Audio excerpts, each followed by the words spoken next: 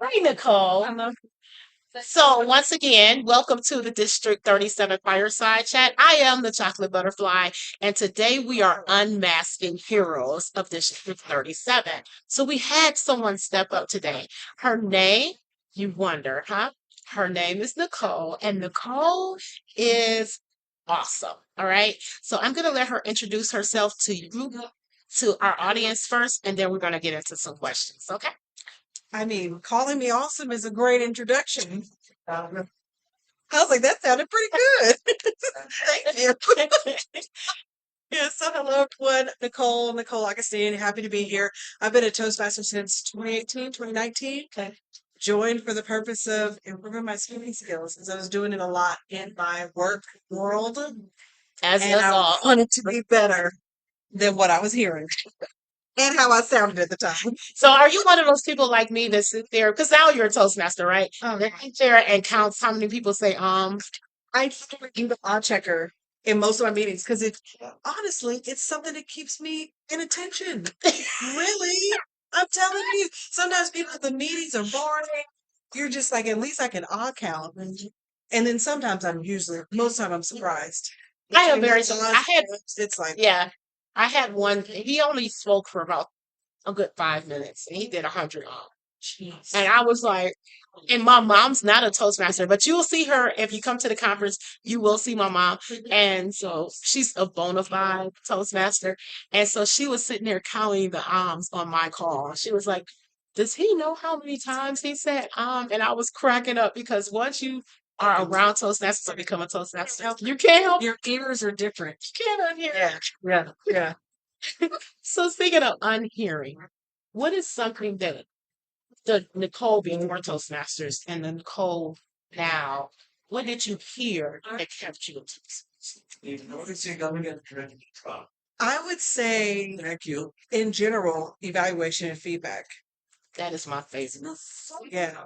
I mean, that's why we're here, really. And when you have people who will do more than just nice, uh, or do more than only compliment, that's where the real gold happens. Is someone who actually helps you see the stuff you can't see, hear the stuff. Most time we don't even realize our filler words. The odds and the ums stick out really, glaringly. But there's other ones that people do, like, like, But but and yeah. So people help you hear that by providing the evaluation, especially when you have great ones. So what kept me coming back are the evaluations I would receive of how to refine myself.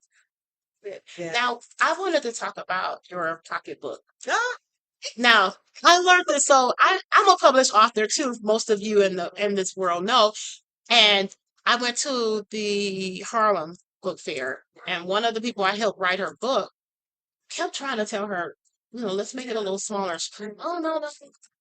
And so when we went, they call it a coffee table pocketbook. And I did not even know that that was, if you go Google, you'll find it if you put it in, but just, gosh, but you will not know what it's called, but it's called a coffee table. It's a whole genre and publishing. So can you tell me more about Be Great? Yes. So this is my coffee table pocketbook.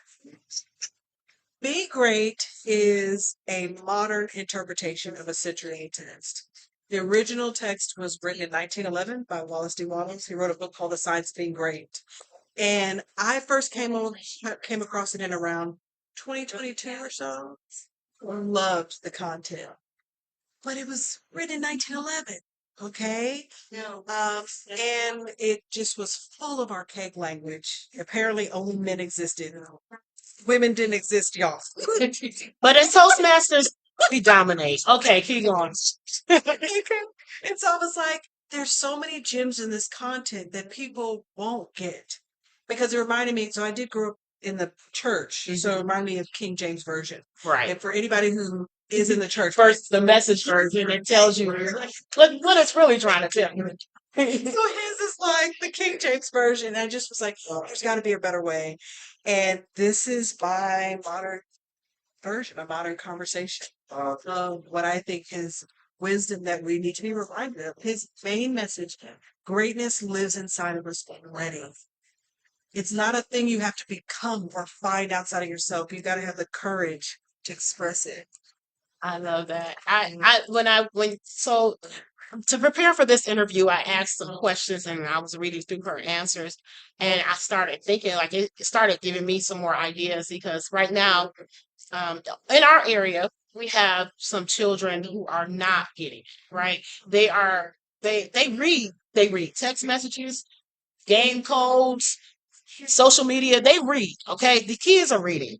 The problem is, like you said, it's not they're not comprehending what's being said. So when you give them a test and you ask them in these words they don't use on a daily basis or in a way that they're not used to hearing it presented, they don't get the message. So I know you talk about the gap, and so I've been trying to think, and you've probably given me, you don't even know, is probably going to be my TED talk. Y'all listen out for that. Yeah. The gap. It's going to be the gap. I've been trying to, how am I going to present this that people will understand what I'm saying? I'm not talking about reading. I'm not talking about literacy. I'm talking about the gap. So what is the gap about? How do you bridge the gap? Yeah. So you know what?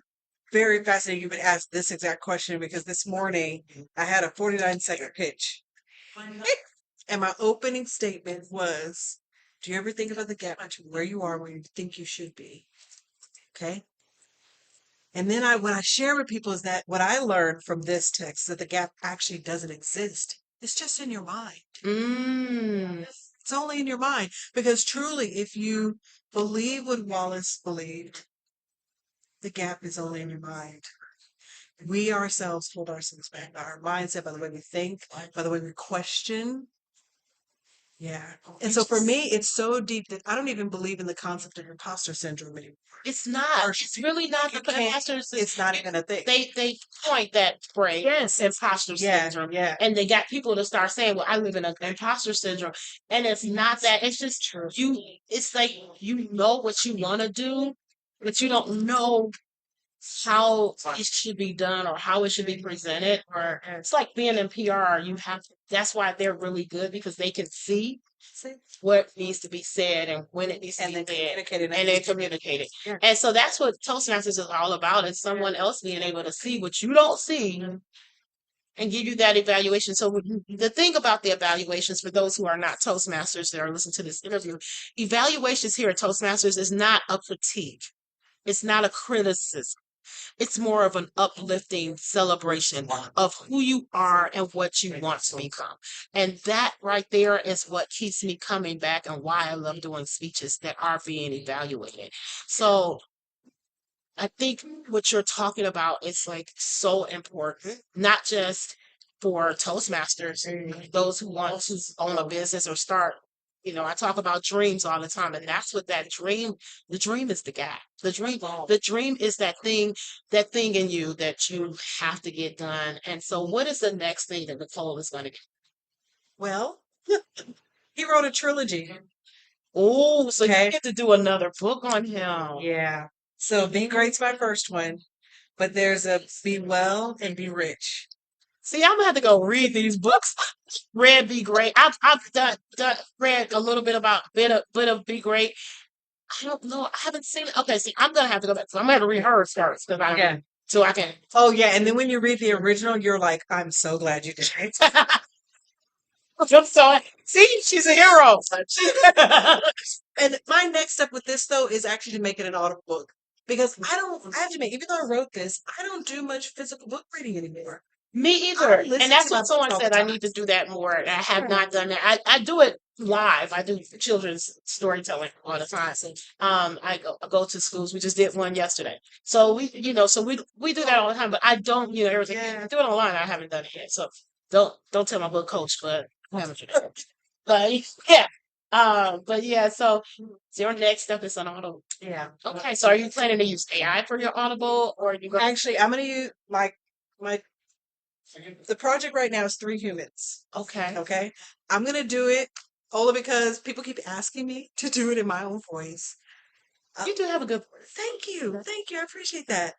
But I had two Toastmasters who reached out to me who, after reading the book, told me they would love to be a narrator. And I was like, that's amazing. And I was like, well, who do I choose? One's a man and one's a woman. So I've actually pitched to both of them. I want each of them to do it because I've also never seen someone author a book in more than one registry sound. Okay, and I just wonder, there's some people who would hear the message better in a female voice versus a male voice, you know? So, It's true. That would be funny because funny you said that. yeah. My friend, my partner, we're driving down the road and like, go left, go right. He was not listening to this thing. You know why? Because it was a female voice. So when it said go left, he went right. I'm like, no way. He was like, did she say something? I'm like, yeah, she just told you to go left. So I will say there are people that a male's voice will bring up more, and even they even prove it with kids. They that is true. I've heard that voice. So I'm gonna test it out and see what happens. I like this. I like this. So if someone was to ask you, what's the first step that you should take and just attacking that gap, what is yourself? Step number one in attacking the gap. This is what I would recommend. Take one day and do an inventory of your thoughts. Just almost tally which one's positive, which one's negative. What are you hearing mostly in your head? And if you can, if you're able to, the content of them. Okay, because until I really started evaluating what's happening in here, I didn't realize how much I was going to mess it back. And so I had to do this inventory of thoughts in my mind first. Y'all heard this, right? It's in my mind first. This is what Toastmasters does for you. So I don't even know how to say it. But before Toastmasters, first of all, I would this here I would not be doing. I'm gonna be honest. They're like, I should no, give me somebody else to do it. I would not have done it. But it's something about Toastmasters that gets you to zone in and hear what you didn't hear to be able to proceed and push yourself past past what you think you want to do, like past what you think you can do. And so that she has dropped some nuggets today. So I hope y'all Table picking them up. topics. Table topic. I hope y'all picking them up. Yeah, so That'll teach you how to do the nuggets quick. I'm gonna ask her a table topics question just because, because I got the mic. Okay. Love it. So I competed recently, as you know, in the Division A contest. Our question was, when was the last time you had to be a leader? When was the last time you had to be a